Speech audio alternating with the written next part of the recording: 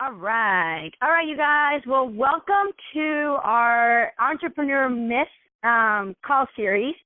This is Karla Sandoval, and this is call number 2, or part number 2. As I mentioned to you guys last week, I love this book by Michael Gerber, and one of the things that I want to start, or not that I wanted to, but I started doing last week with you guys, is started building on the E-Myth book, and it's the whole philosophy or the whole curriculum or understanding, whatever you want to call it, the whole teachings of why don't small businesses work and what to do about it, okay? And so last week I gave you guys homework, and what I'm going to do at the end of the call is I'm going to open up the lines, and I want to hear what you guys discovered, okay?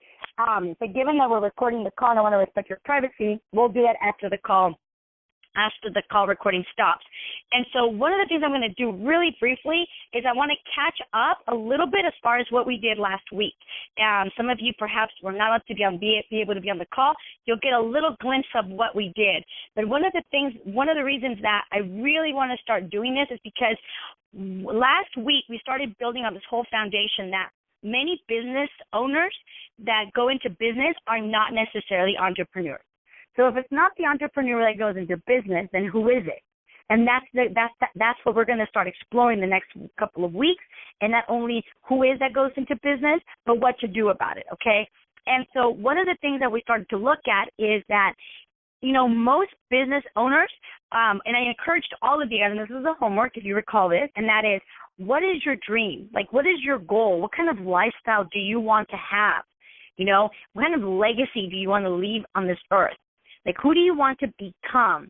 And then from there, when you are clear about that, and the whole last year pretty much, we've been doing a lot of work on that part. Like, really started, if you guys have been on the call since the beginning, you should have a solid foundation of understanding how important it is to be conscious, how important it is to be mindful, how important it is to have self-reflection. And we did tons of exercises all last year on building that muscle of self-awareness. Because most of us, we go around life and we start doing things that we do. We start working and doing whatever we do, and we don't, quote-unquote, stop and smell the roses, or, quote-unquote, stop and look in the mirror, is more what I would like to say. And why that's important is because so many times, as, a young lady just shared in the beginning of the call, and thank you so much for saying that, is that we get in these funks, right? And we all do. I have. Some last longer than others. There's been times that my funk lasts, months. And there was a time that I will confess my funk lasted close to a year and a half, okay?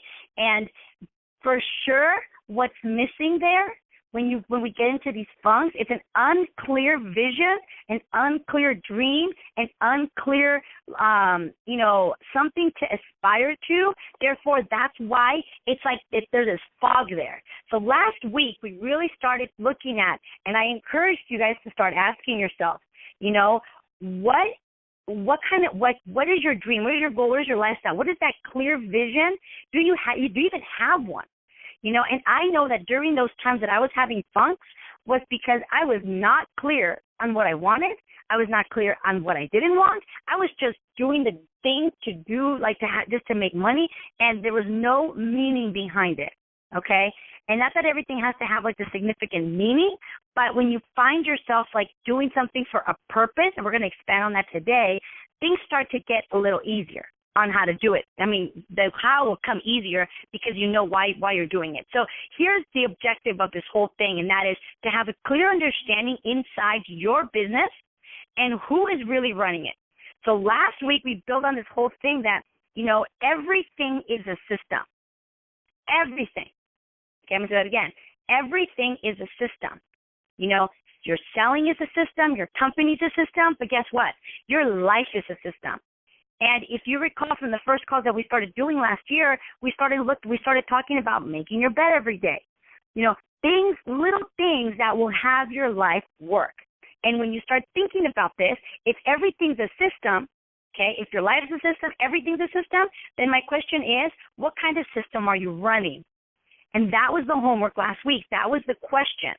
okay? And we started looking at the reason why you want to start seeing this and start looking at your life and start looking at, okay, what is going on in my life? Like, what's not working, or what is, okay, first of all, what is working, right, always? And then what is not working the way I want it to work? And then from there, when you start looking at, okay, so this is really working great. And I bet if you start looking at what is working, you will start looking at a pattern of who you are in those areas of your life. In other words, who are you being in that area of your life? You know, and what I mean by who are you being, for those of you who are unclear, it's like in that area you are being organized. You are being intentional. There's a way of being in those areas. And the areas that were not effective, I know I will personally, like, you know, I'll tell you, one of the areas in my life that's not very effective and, you know, is the whole, like, accounting, bookkeeping, and all that stuff, okay? So who I am being in that area is procrastination, a procrastinator. You know, I'm kind of lazy, or not kind of, I'm lazy in that area. You know, I'm resigned. So guess what? Okay, I just totally gave myself an idea here. So guess what? If I am being that, there's no way I'm going to be excited or motivated or even like intentional in getting it done. Yet if I transform who I'm being, so I thank you guys. I know these calls sometimes are like more for me. So I just got my aha moment for the day. You know, and so Karla needs to, so I have it on my whiteboard, right? It's just to finish my bookkeeping and mail it out. Like it's the first thing on my whiteboard. Many of you guys know I have a whiteboard that every night before I go to sleep, I write down what time I'm going to wake up, what I'm going to do, and everything I need to do, and I start crossing things off because remember, your brain loves accomplishments, loves like to accomplish goals. And so if you can get your brain to accomplish, if you can get yourself to accomplish little goals, your brain loves that. Like, right? So anyhow, so I have it on the first thing on the board. And so who I'm being, who I have been being in that area is resigned, lazy, you know, whatever. So if I want to get myself moving in that area, listen to what I just said. If I want to get me, like myself, moving in that area, what needs to transform is me, right? Me, the I. So who needs to transform in that area is then maybe I could then say instead, okay, so I'm going to have my bookkeeping in front of me today. That's the first thing on my list, right? And I'm going to say, okay, so who I'm going to be, who am I going to be? Okay, I'm going to be intentional. Okay, see, I have a hard time with this one. Okay, so, but anyway, the point is, okay, you guys get the picture. I'm going to put 3 ways of being to get me to have action around something that I really don't enjoy, but I know it has to get done. Because here's the thing we got to get, and we talked about this last week, and that is everything you touch, anything you touch affects everything. So anything you touch touches everything. When you touch one thing, it touches everything. So the moment that I complete that thing in my bookkeeping, put the papers in the bag, in the envelope, and mail it out, that is going to touch everything else in my life. And I know it sounds like, what are you talking about, Karla? But I'm telling you guys, everything affects everything. So you can't change anything without changing everything. Can I say that again? You change one thing, you change everything. And you can't change one thing without it affecting everything in your life. And I know I had a really hard time. This took me a while to get. So if you're not getting this, just sit with it, okay? Like 2 days from now or a month from now, you'll be like, oh my God, I know what she means. Okay? And that is, you've got to get that things in your life, even though we don't realize it, it affects us. You know, from relationships to incomplete things. Like I'm going to tell you right now, I just remembered this morning that I owe this guy $40. Okay? And I'm sure, you know, whatever, he probably forgot. But the fact that I remembered this morning, now I've got to do something about it. Because if I think that that's not going to affect me, I am like in for a treat.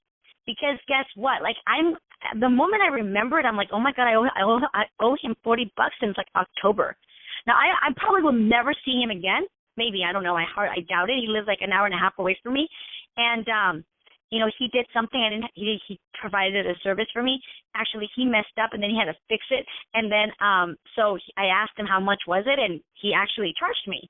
And I wasn't prepared to pay because I thought he was going to fix the mistake that, he was probably going to say, hey, you know what, don't worry about it. I messed up. It's, no, don't worry. But I was in for a surprise. So I was $40 short of whatever he charged me. So I said, can I give you this later? And he's like, yeah, give it to my friend who's a friend of mine. And so the fact that I remembered that right now, you guys, I have got to take action on that, whether it's making a call to him and say, hey, listen, I want you to know I haven't forgotten. I owe you the $40. Now, he could come back and go, oh, my gosh, you know what, don't even worry about it. I know that I messed up. He could do that, okay? But that's not the point. The point is that I'm going to be in action because I really get how everything affects everything. So, so many times we treat our businesses like we talked last week, like in little fragments, like, okay, I'm going to fix this. Okay, so, here's my business. Okay, so I just got to manage this part. And then we overlook everything else. But you got to get that that's not the way life works, okay? And so many times we want to, throw out put out fires thinking we're going to put out a fire here and it's all going to be good. But when we start to look at, what is it that our businesses really need, and so many of us probably think that what they need is a lot. You need more information, and you definitely do. But really, it's, like I said last week, Einstein says that the most important thing, even more important than knowledge, is imagination. Okay? So anyhow, so this is something that we started building on last week. So now we're going to go into part 2, and I wanted to do a little summary just to get you present to what we talked about last week and why it's so important for us to get that our business is totally a reflection of us. Okay, so your business is nothing more than the distinct reflection on you, on who you are. So if your life's a mess, I can most definitely guarantee your business is a mess. There was a guy, John Peterson, he used to always say, I can tell what your business is like by looking at your car. I was thinking, what is he talking about, right? And he said, I can go to your car right now. If I go to your car right now, and if I see that your car is neat and tight and clean and organized, like it's like put together, I can most likely assume that your business is pretty stable, clean, whatever. But if your car is a mess and there's a disaster everywhere, I can most likely guarantee that your life's a mess and a disaster, and your business is a mess and a disaster. I mean, you guys get the word disaster, like it's organized, right? All over the place. And that really struck with me because at those times, my car was definitely not, I could probably move into my car. Like I would have shoes and sweaters and things like that. My car was full of stuff all the time. So I didn't appreciate him saying that because it kind of stung a little bit. But I remember him saying that. So we really got to get that. That's why Jim Rohn would always say, if you want to have more, you have to become more. If you want things to change, you have to change. For things to get better, you have to get better. For things to improve, you have to improve. And he would always say, if you grow, everything grows around you. Everything will grow for you. Okay? So let's start building on this whole idea of what is it going to take. So we started getting the foundation last week, like for you to start looking at, okay, what is the kind of lifestyle that you want? Start really having a self-reflection. And from there, start building the system. Okay? So now we're going to go into part 2, which is we're going to start looking at, okay, if your information, let me read this quote. I love this. It says, if your information about what needs to be done is limited, your business will reflect that limitation. I'm going to say it again. If your information about what needs to be done is limited, in other words, if you're unclear as far as what you need to do, that you have some type of limitation around some type of information, like let's say you have a limitation around your around the marketing plan, then your business will reflect that limitation. So if your recruiting is not on point, or if you're not, having people, move up the VIP and the success builder and all of that, if that's not moving, if there's a limitation around the marketing plan, your business will reflect that. If you have a limitation around the knowledge around, the Herbalife 24 line, your business will reflect that. Most likely you won't be recommending the Herbalife 24 line. If you're not taking people to the events, if you're not being effective on taking people to the events because you don't even know what's the next event, during that 1.5 year that I had funk, if you were to have asked me, like, when's the next STS, I could not tell you. Okay? So guess what? My business reflected that limitation. Do you think that I took people to that event? Of course not, because I didn't even know what was happening. So you guys must start looking at your business, and there's only really a couple of parts in our Herbalife business. We've got the products, okay? So start checking yourself, like, how is that going? Like, are you moving in that area? Okay, and if not, what is the limitation there? And therefore, by you identifying it, now you can do something about it. Or the next area we have is like your retail. How's that going, right? Your recruiting, okay? Your team building, the events, so promotions. Those are really the only areas in our business that we really have. And of course, who drives all of that is you. So that's why it's so important that we start looking at really, really, really, like, what is inside of you that needs to transform. And here's the thing I was hearing this audio this morning, and I want to share this with you, and that is, you want to look at, and maybe we should start here, before we go into the subject. I'll take a minute or two on this. And you want to start looking at asking yourself really, ask yourself, do you want to grow? Like, do you want your business to grow? Because here's the thing I will tell you, and I will confess, in 2007/2008, I had this enormous amount of fear around growth. And I'm not going to lie, it creeps up on me from time to time. And one of the fears that I had was that, with all this growth comes a lot of responsibility. So the reality was, even though I thought I wanted to get to the next level, I really didn't want to grow. And the reason why I didn't really want to grow was because of the association I had with growth. Now, that is not true. I really want you guys to get this. Whatever it is that you are thinking, like, oh, I don't want to grow because I have all this, because growth brings responsibility. Now, that could be true, but it's only true if it's true for you. And here's the thing, those thoughts that we say to ourselves, because I still have them, okay? Just because I share this with you doesn't mean I don't have any limitations. I'm human, and I struggle with this all the time. I actually coach myself on a daily basis on different things. I'm sometimes more effective than others.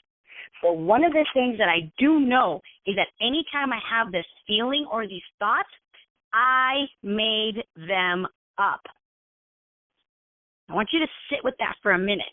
And that is, anytime you've got these thoughts or these feelings, I made them up. They're not real. I created them in my mind, and if you can sit with that, and I know it's like, wait, what? No, Karla, you don't understand. Like, it's a fact. Like, if you grow, you have more responsibility. No, not necessarily. Now, there are people that could grow, and have no responsibility, or don't even know that they're growing, right? Because their teams are growing without them.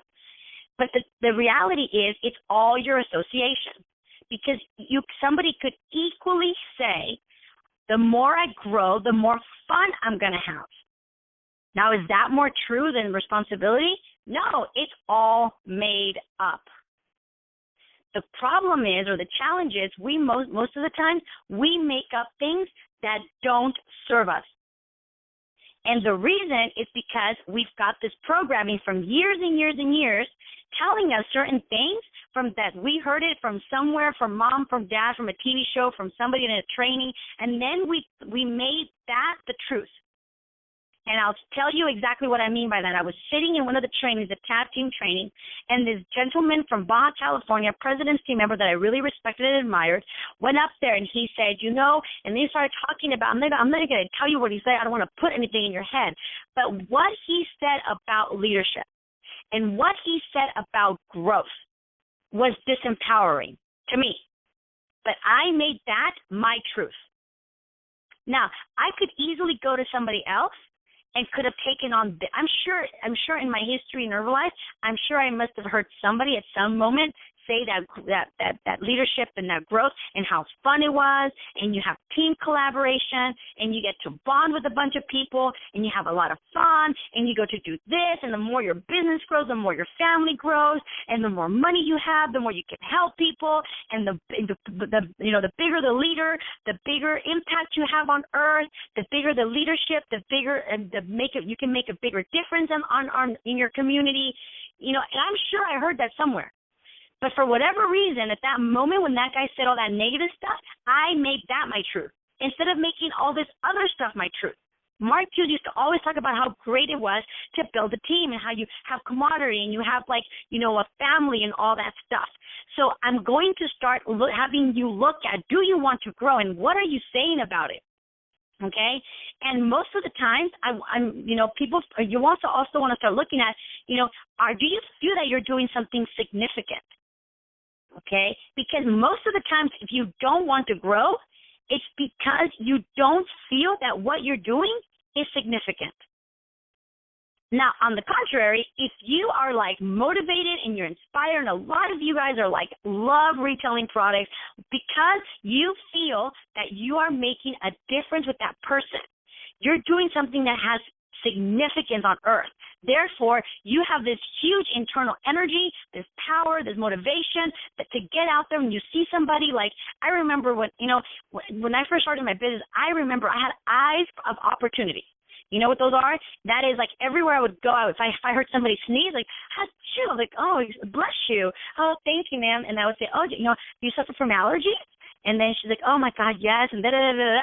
Bam, opportunity, right? But the thing is, I would want to share with them about the Shasandra and the Rose Ox because or the Rose Guard, sorry, it was Rose Ox back then, because I knew that those helped me, build my immunity. So, although we don't cure anything, it makes sense that if you have more antioxidants, and things like that, it helps with your immune system. I have to support that, and I would share that with them. Because I really felt that what I was doing was significant. I was going to make a difference with her and the people around them. So if you're not growing and if you're kind of stuck or in a little funk, you want to start looking at, do you feel that what you're doing is significant? And remember one thing, if you guys remember anything from this call, and that is everything you say and everything you feel, you made it up. Okay? And just the way you made it up, you can easily make up something new. So let's move forward. And so when you're talking about doing something significant, or if you're doing something significant, what we're really looking at is, do you feel that what you're doing is making a transformation on someone? Not that you're changing them, but that you're really transforming them, okay? So the reason why I'm saying this is because when you do that and you have some significance and you feel that your life has a purpose, you have your lifestyle and, you know what you want to do, now you can start building a system around your dream and your vision and your lifestyle, and B, the kind of difference you want to make on this earth. So that when you go to quote-unquote work, it's fun, it's powerful, it's motivating, so it's not like this drag, okay? So let's go ahead and build on that. And that is, as we talked about last week, okay, there are 3 people inside of us. And in order for us to start building the systems that we're going to be building in our businesses, we must understand that we inside of us have 3 kinds of people. You might want to get a piece of paper and a pencil if you don't, because we're going to go through this pretty fast. Because we've already covered this before, but I'm just going to cover it again. Not cover it, I'm going to expand on that. And that is, the first person is the entrepreneur. And this is the person who has vision, he's a dreamer, he's the imagination, he has energy behind the activity, okay? The characteristics that he has or she has, they're innovators. They love to create things, but they also need to have control. And they have this huge need for change. They're always wanting to do something different. Now, the challenge with them is that they have this world view of overabundance of opportunities. So, which is really great because there's the opportunities everywhere, but they're not grounded. They're all over the place. Okay, so they're always dreaming and all that, but they don't put any they don't put quote unquote their feet on the ground. That's the entrepreneur. Now the manager, he or she is more pragmatic. They're more the planners. They like order. They like to be organized. The characteristics of them is they like the status quo. They have the very organized personality. And now they have a need. If the entrepreneur has a need for control, these guys have a need for order. If the entrepreneur needs change, the manager needs stability. Now, the challenge with this is that the entrepreneur and the manager can have conflict, but it's the tension between them that makes magic happen. It's the vision of the entrepreneur and the order of the manager that really creates the synthesis that has great things occur. The Steve Jobs, the Apples, he was a vision. He had a lot of vision, but also he had this, managerial side of him. He liked to order, and that's why everything, if you look at all the stuff at Apple, all of his stuff has all the stores and everything. They have so much order to them. Okay? Now, we've got the technician. We talked about this last week. And this is the doer, the worker. He or she's productive, and they're conservative. Okay? They're like the quote-unquote blue-collar people, right? The characteristics of them, they're like hands-on creators. They like to see things get done. Now, having said that, they only like to do one thing at a time. They like to control the workflow. Like, okay, if they want to do something, they're more like, okay, we're going to do this, and then we're going to do that. And now, what the challenge with the technician is that they get so frustrated with the entrepreneur and the manager. They get frustrated with the entrepreneur because the technician gets so annoyed because the entrepreneur always has new ideas, and the moment the technician personality is like doing its work, the entrepreneur comes and goes, oh, I know what we should do. I have an idea. We should do this. And the technician personality is like, oh my God, seriously, I was just getting the hang of this, and now you want to change it for me again? And they drive each other crazy. Okay? Now, the problem with the technician that he or she has with the manager is that the manager tries to impose order on how to do things for the technician. And the technicians get so frustrated because they feel part of they feel like they reduce him to be like part of a system. And the technician is creative, likes to get things done, okay, but likes to get things done kind of like their way. And the manager comes in and goes, no, first is 1, then it's 2, then it's 3, then it's 4. And the technician's like, dude, I just want to get this done. Really, let me do it how I want to do it. And, oh my God, I'm totally laughing because this happened to me last night. I was at Landmark, and they had me do some things, and I had one of my partners is an engineer, right? So he's definitely very managerial type of a personality, and I'm more like an entrepreneur. Like, I love change. My head's always all over the place, right? But at that moment, I was very technical. I had this system that I was like, she had me do something, and I was doing my thing. He comes in and he goes, let's put them all in alphabetical order first so that it's easier for you to find. And he started telling me how to do it.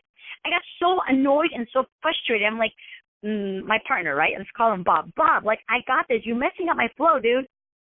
Right? And so one of the reasons why this is so important that you get is that the manager likes to work in a system of results, but the technician is the one that puts the components in it.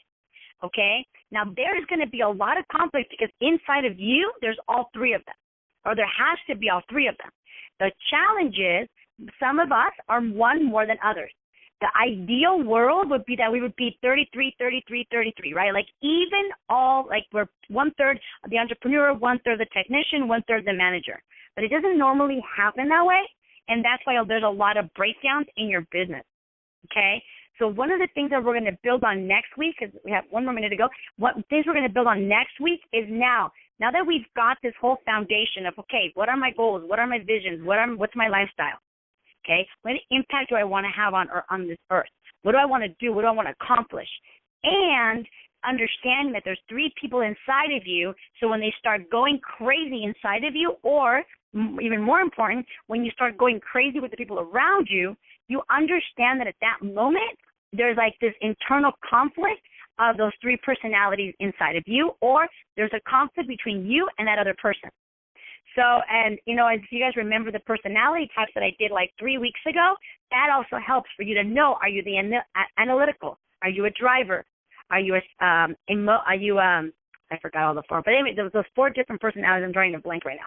But when you get all that foundation, now when you're dealing with people, the leader of you can be more effective because you're more understanding who you're working with. So next week, we're going to build on this. Now we're going to start looking at, okay, now that you've got these three people, these three personalities, what are we going to do with them, okay? So let me go ahead and finish. Let me stop the recording. I would love to hear what you guys got from last week's call, so please don't hang up.